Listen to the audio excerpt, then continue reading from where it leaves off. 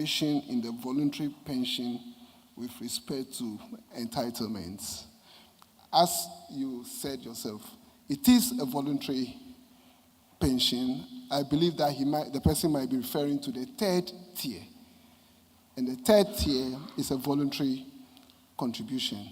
And therefore, what you get back, as Mr. Alote-Papul pointed out, is what you put in plus your interest after some administrative charges have been taken from it. So whatever you get back will vary according to what you put in. So if you have some variation in the voluntary contributions, it will depend on what you actually contributed. That's the difference between what is usually called a form of a defined contribution scheme and then a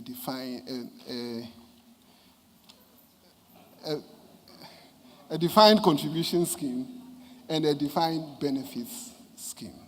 Thank you. Thank you very much, Director General. The next three questions are directed at the speakers, and the first one reads as follows. I must say it's an MP3 question, 2 in 1. How can SSNIT stand up against government interference and still do the best for workers? Can you suggest any other best methods of collecting the student loans apart from what is in the system now? This is to Professor Stephen Ade. The next one goes to Mrs. Gifty Antechi.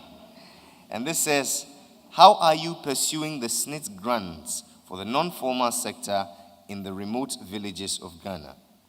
Most workers do not understand the 3-tier schemes very well, leading to some confusions. What are you doing about this anomaly? And the last one goes to Mr. J.E. Alote-Papul. It says, how far has the SSNIT helped pensioners to live well considering the low percentage of the monthly grants? Staff of SSNIT are enjoying more than contributors. What is your view on this?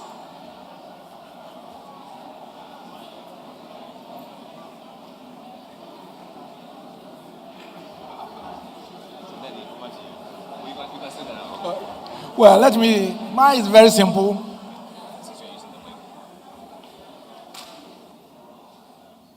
I think that the first question has been answered by the MD, and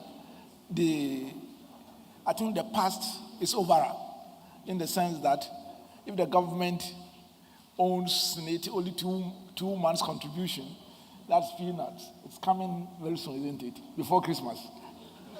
You have been assured before Christmas. I think that in the past, the government has basically the delay in paying the contributions being the biggest contributor. So we are being assured that it is of the past. The other, and that is not so much of the government as the integrity of some of the people who may represent government on the board. Because once you are appointed on the board, you are supposed to be independent. So if they serve a political cause, it's not the government as an institution. You must then challenge the integrity. And I know that in the past there has been an attempt, in trying to influence investment decisions. I think that the students' loan, for example, was an imposition. It is wrong for the government to command by law. SSNIT, actually, it could have been challenged. It is almost ultra vires. You can't say that the institution managing the funds of pensioners should lend to students at a given rate of return. That was actually illegal. It's unconstitutional. But nobody challenged it, so we'll live by it. But that leads to the second question, which is more important. I saw in there, I think SSNIT is doing well with the collection of the students' loan. The issue, they have reduced it now to one guarantor, isn't it? It used to be 2 guarantors. But I think that people must know that if you guarantee somebody's loan with your social security, then if you don't get the person to pay it, you forfeit your social security. If you die early, so be it. And I think that is the only guarantee that Senate can have. Because other than that, they can't go to the people's house and sell people's houses. And therefore, it is not an issue. If you take a loan, it will be guaranteed by somebody. If you don't get somebody to guarantee, you can't get a loan. Because that money, it does not belong to you. Or if your parents didn't contribute, it does not belong to them. So I personally don't see anything wrong. Rather, I was angry that my pension was being directed by law to be invested in this, because that is not right. Because that should be the decision of the trustees, not by law. So that's what I want to say.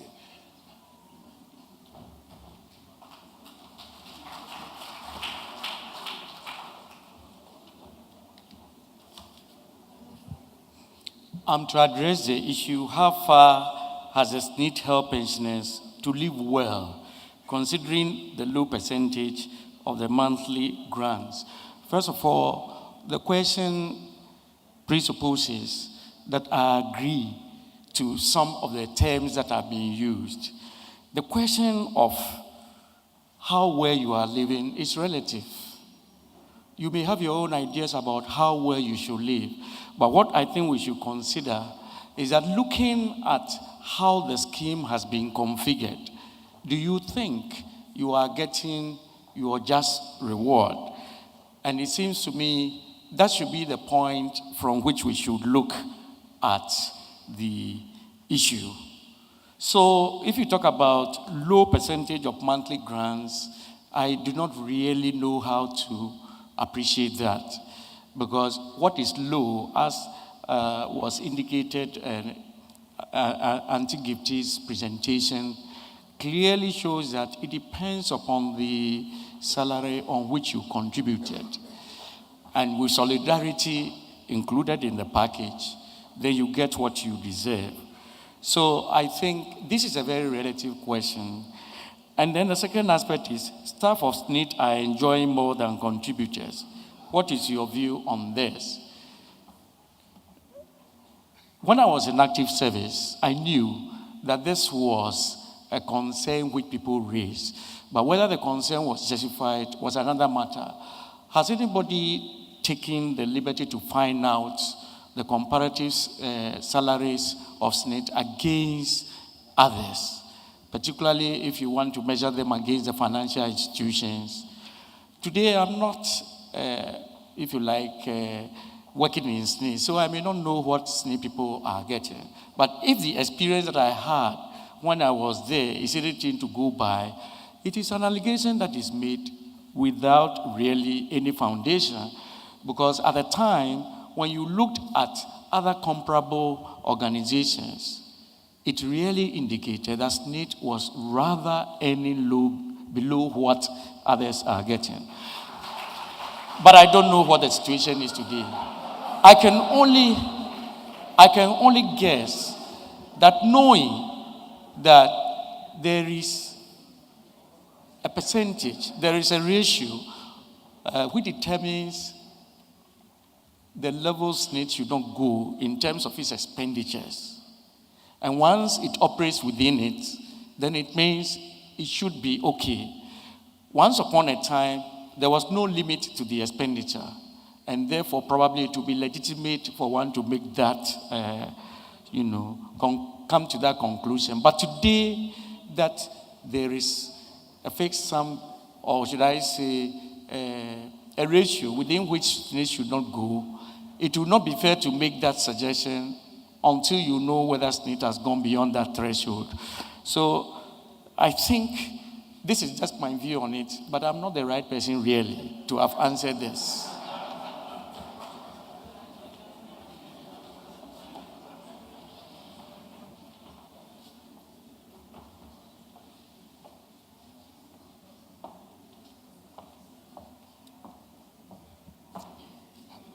The second question says, most workers do not understand the three-tier schemes very well.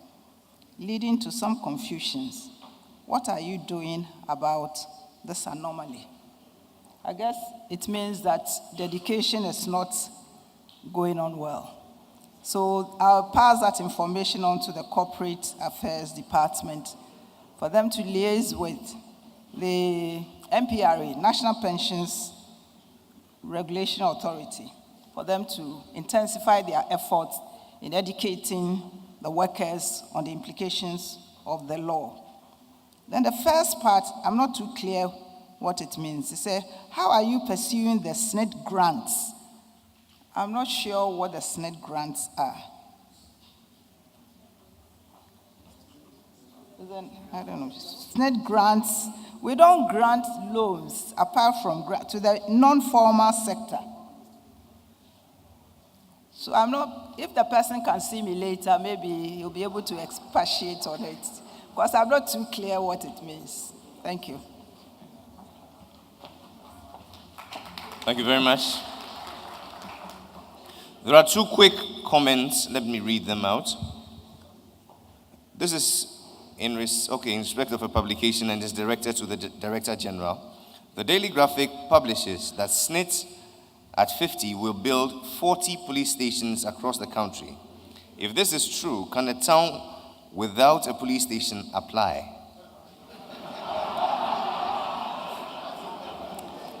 Okay?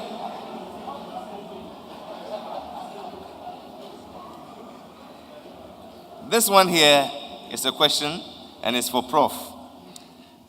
There is more room for proactivity. Apart from the universal social security concept you have espoused, what other rooms for improvement are available for SNIT? And let me just tie it in with this one, which says, how do you think the national universal pension can be sustained? So this is a two-in-one question. The next one says, SNIT could collaborate with AMA to build a modern car park at the Makola Rawlings Park. This will bring in much capital to the trust and also reduce the heckling that we go through in the central business district of Accra.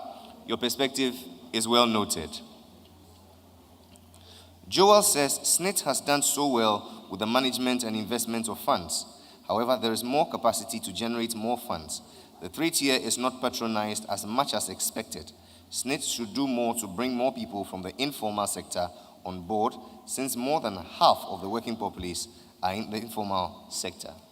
We say thank you for this one. But this is a question which goes to Mrs. Antechi.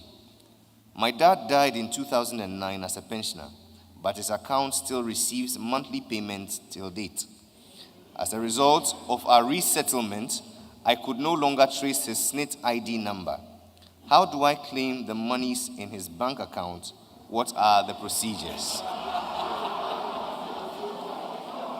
At least she's been truthful.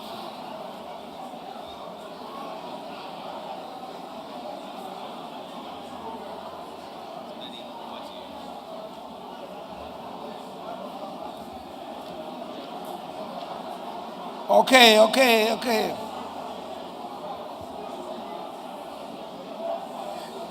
Actually, you shouldn't be worried. If his daddy did not live for 12 years, he should have gotten some lump sum. So therefore, there may be a balancing act. So, in terms of, at this moment, the government is paying for LEAP. Helping people who are poor from our taxes. So, what I was saying that you cannot have any universal scheme without having a universal means of payment, and that is taxation. If Ghanaians decide that they want a universal one, then we must be prepared. And in our circumstances, I believe that VAT is the best way of funding such. And but the details can be worked out. It means that it must be such that every Ghanaian, whether you are a worker or not a worker, somehow contribute to funding it. There will be a cross-subsidization. So that is how you fund the universal scheme. This one is there's more. Yes, the room for improvements. Of course, I mentioned some of them. When you are improving a system, there are two levels of improvement. One of them I cannot answer until Senate decides to pay me to help them think through. Because you must know, thinking out of the box, there are always things that can be done, which you cannot just stand on your feet and do it. But within the current system, we mentioned that they are doing so well with ICT, they can improve it. They are achieving about 30% nominal rate of returns. I work in the financials, I serve on boards of financial sectors and other things. Some of them are doing 50%. So you can always improve the efficiency. You can reduce your cost, which they have done tremendously over years. There can continue to be a cost reduction. For example, and here I will hazard it, they shouldn't necessarily be employing more and more people. They should cap the number of employees and use more electronics and other things to do so. Let me give an advice to those who wanted more buildings to be built for the third and second tiers. I don't think that you should use Senate money for it. But however, no. Please, there are some of you who have a bad mind. There's no reason why this day and age you cannot share office. I serve on 2 boards of Data Bank, M Fund, that's why you have to invest there, and B Fund. We have found that it is not advisable to have a Data Bank office everywhere. We have gone into partnership with GT Bank so that now every GT Bank, there's one person sitting there who is actually a desk officer for Data Bank. These days is past of building another structures and have the name there, NPRA. All that they need is just a room with all the electronics and other things there, because you go and pay to the bank. You don't go and pay to them directly. And so we must look at a means of making it easier, and that can be done. They should be able to have places to operate in every district and region in Ghana immediately without Senate having to build for them. Thank you.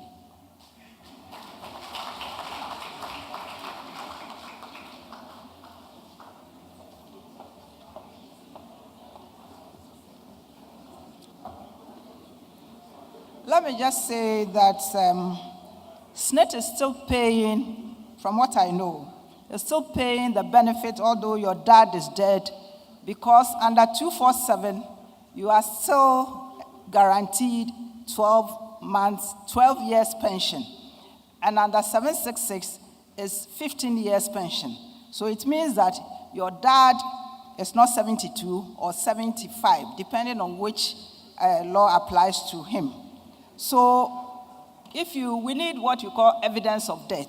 So let him take the one who wants to collect the entitlement, call at any branch office with an evidence of death, and they will guide you as to what to do after that. Thank you.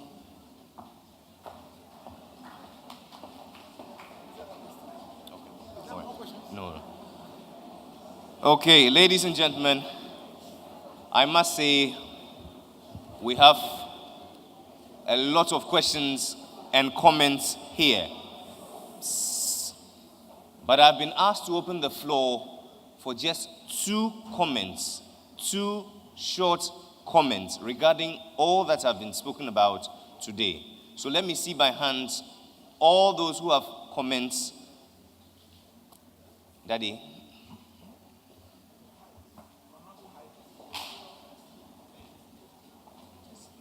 I can stay.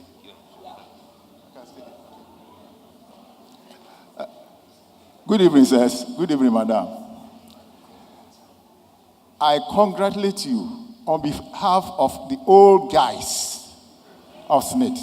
You've really done very, very well. From the days of punch cards, the huge computer base, to right now, not even desktops, you have even laptops. You are doing very well. I congratulate you. But I have two suggestions. Number one, I wish you to strengthen your compliance division of the operations department. Because I'm running a small guest house. Almost 2 years now. I've registered my people, but nobody has ever come there to find out what is happening there. I can decide not to register my people. I can decide not to bring in any new members. But it is your responsibility to send these inspectors, in fact, auditors, the income tax people, all these internal auditors, they are doing this. We started doing it. They are now going everywhere. Tourist board will come. Although you have registered, you are paying, they come to verify. Please do that. It looks as if you are only waiting for people to come and pay. Go, and it will come. And I think the next thing is that you are really doing well. But sometimes the payment, try to up it a little. Because we are suffering, you. This is the time we need these for drugs. And they are not coming. And those of us who worked long time, it's peanuts. So please, up it a little. God bless you. Thank you, sir.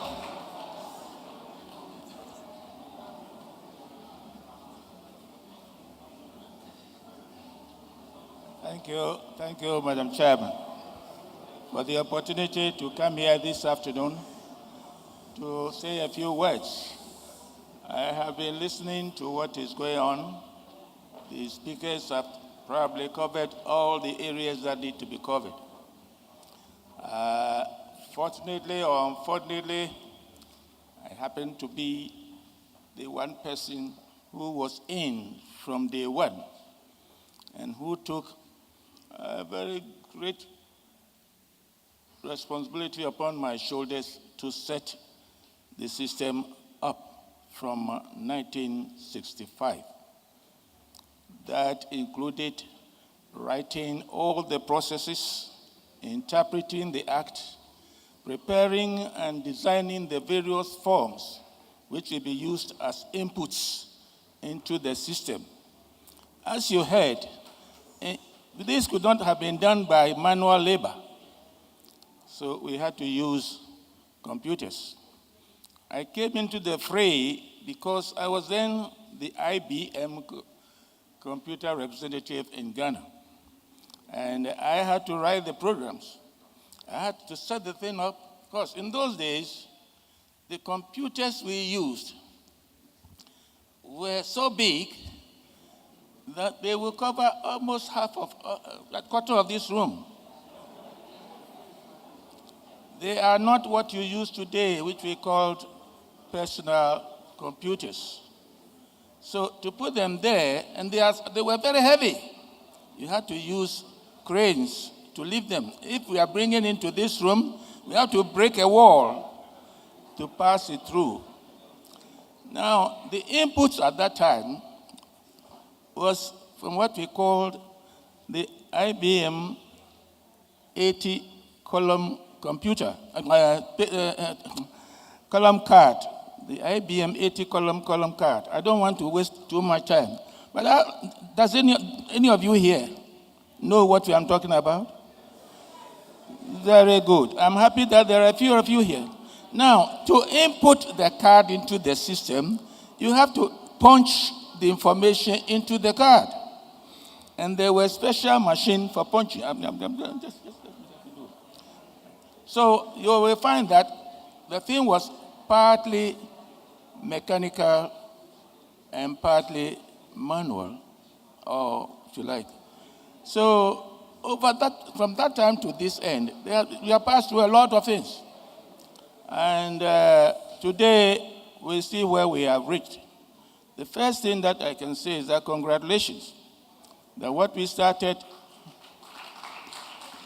and with all its teething problems, there were a lot of teething problems, but gradually we have moved. And today, the computers we are using are quick enough. What you have to look at, because almost all the problems you are having today are because you are not using the computers to their maximum value. In the sense that we are still doing most of the work manually. Today, if you look at your mobile phones, you'll find that even they want you to pay on the phone. So why do we continue to issue statements to employers and ask them to update and bring them to you? By the time they update and bring it back, sometimes 5-6 months are passed. In the meantime, things are happening within the organization. So how do we do it? Today, we are moving forward. If we can go, at 1965, nobody thought about going to the moon. But today, if we are going forward like this, we must look forward. And I charge this institution to also try and look forward and see whether they cannot do the processing, the information, the data online. Can't you do that online? The banks are doing it. So why can't you do it? So that most of the problems of delays and lack of instant processing of information will be put out. So these are I'd like to thank you, and I'd like to congratulate you all. But please, open your hearts, open your minds, and devote your time to the success of the organization which has made you what you are. Thank you very much.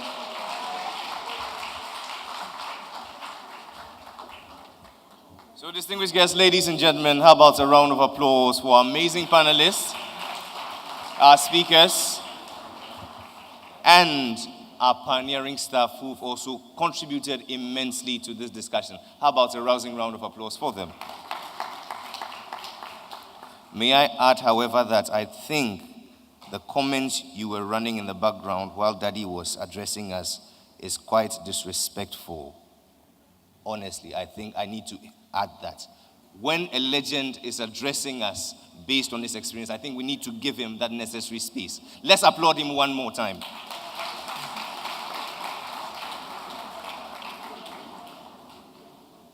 So speaking to us now by way of an acknowledgement of all the various partners and players who've made this symposium a success, please welcome Ms. Sheila Sampson, General Manager, Administration, HR at SSNIT.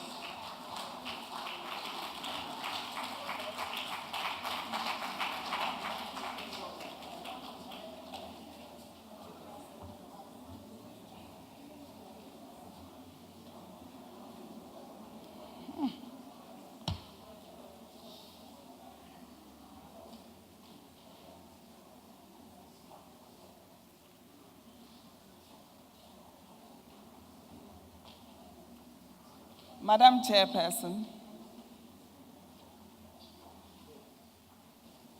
Honorable Deputy Minister of State, the Director General,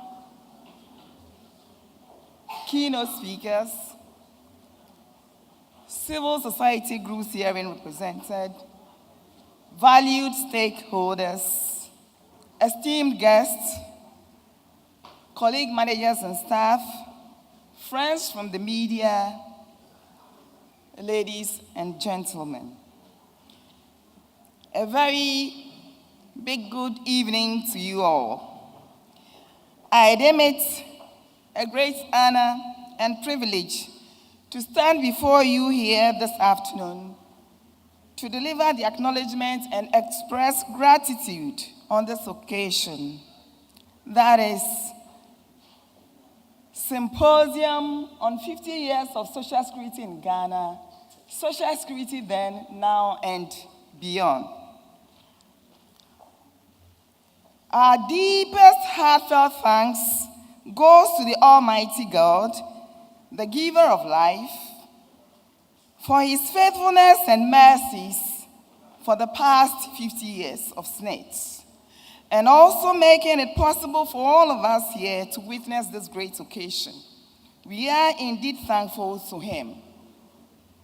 To our chairperson, Honorable Mrs. Monacote, Deputy Minister of Finance, and again, Board of Trustee of SNET, we say a big thank you to you. We appreciate your presence. You have been stupendous in chairing this symposium to a successful end. Thank you very much for your inexplicable gesture. We are indeed grateful. To the Deputy Minister of State, Honorable Jabal Mama, we thank you for coming. To our keynote speakers, we say a big thank you to you. You will all agree with me that any individual who is not here this afternoon has missed a fortune. Our speakers, you were very remarkable and you distinguished yourselves in duty by providing insights into SNET operations since its inception to date. The presentations, you agree with me, have been inspiring, enlightening, and above all, refreshing. And the interactions have been very, very wonderful. Indeed, it has been a great exposition. We really appreciate you. To Mr. Alote Papo and Mrs. Giftiantechi, you were just captivating in your delivery. To Professor Adai, you were just amazing. You gingered us, you provoked us, you've given us some suggestions and recommendations on the way forward. We will assure you that all the things that you have said, like good students, we have noted them, and we shall see how best we can use the useful suggestions to improve the social security scheme. Thank you very much. To our Director General and executives of SNET, we are indeed grateful for your presence and support. Without your involvement, commitment, and approval, this occasion wouldn't have seen the light of day. We have all enjoyed this beautiful session, and we say thank you. To the civil society groups here represented, we also say thank you for your presence. To our valued stakeholders, government, workers, pensioners, and all, what shall we say to you? Our profound appreciation to you. We cherish you. You are the reason for our very existence. To our friends from the media, we are also grateful to you for coming to cover this symposium. And it is our utmost belief that as you have been enlightened by the speakers, you will not keep the knowledge and story of SNET to yourselves, but you will have the passion to disseminate this great story of SNET nationwide and beyond. For our vision is to be a model for the administration of social protection scheme in Africa and beyond. To our colleague managers and staff, thank you for your presence. Your hard work, loyalty, commitment, and dedication to duty has brought this institution this far. Thank you for coming and gracing the occasion in your beautiful T-shirts and caps in the orange color. The beauty here is splendid and colorful. To our invited guests, thank you for finding time to come and spending time with us. To all the old guards, the ex-staff here present and departed, we are indeed grateful. We recognize your contributions towards the upliftment of SNET. And to our distinguished ladies and gentlemen, thank you for honoring our invitation. To the anniversary committee, you have worked tirelessly. Your work effort has culminated in this program. We say thank you. We say Aiko to SNET on behalf of the Board of Directors, Management, and Staff. SNET to 50 years, more grease to your elbow, and to another 50 years to come. Thank you all, observing our protocol. Thank you. Merci beaucoup. Gracias. Gracias, Tebe. God bless Mother SNET. God bless us all. Thank you and thank you. So thank you very much. Ms. Sheila Sampson, General Manager, Administration, SNIT. Well, ladies and gentlemen, it's a vote of confidence for SNIT for how far we've come as a pensions management institution, and it's a call to a robust, responsive, and a more efficient SNIT. There's only one constant in this life, and it is change. No matter how we go in this life, change is just the way forward. It is not the strongest or the fittest that survives, but it is those that are most adaptive to change. Let's return here many years after and say it was worth it analyzing SNIT 50 years down the lane. My name is Jerry Ajololo, and on behalf of SNIT, I want to say a very big thank you for your turnout and your patronage. Right about now, we shall invite all the members of the high table to please make their way here, and they'll be joined first by all the outgone members, all the outgone executive management. We shall now take the closing prayer, after which we shall do the photographs. Please welcome the Reverend Emmanuel Saki of the Airport Branch, SNIT. Denami fanda onyankopon nasi denami fayi onyankopon na ye midi manu fa fa beye radia ye nama bonidi se da Midi manu fa fa beye radia ye oh ama bonidi se da Jehovah God of Israel, Ancient of Days, Eternal God of mercy, one and only true God, one and only trustworthy God, one and only sincere God, one and only faithful, caring, and compassionate God. We thank you so much for how far you have brought us. We thank you so much for who you are and what you represent in our lives. You established this institution, for your word has told us to take care of the vulnerable, the disadvantaged of society. So we believe, oh Father, that you established this institution. And we know through your word that whatever good thing you start, you are determined to bring it to a perfect end. You have been with us from 65 to 91 and opened a new chapter. You continued from there to 2010 and opened another chapter. We know you will continue to open more chapters in the life of this institution. Father, grant the leadership, the knowledge, wisdom, and understanding to lead this institution always into your greener pastures. I pray for every stakeholder.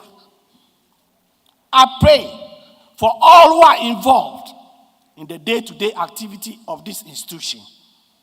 I pray that the good Lord himself will continue to establish his peace that surpasses all understanding in this institution. For an institution without peace will never thrive.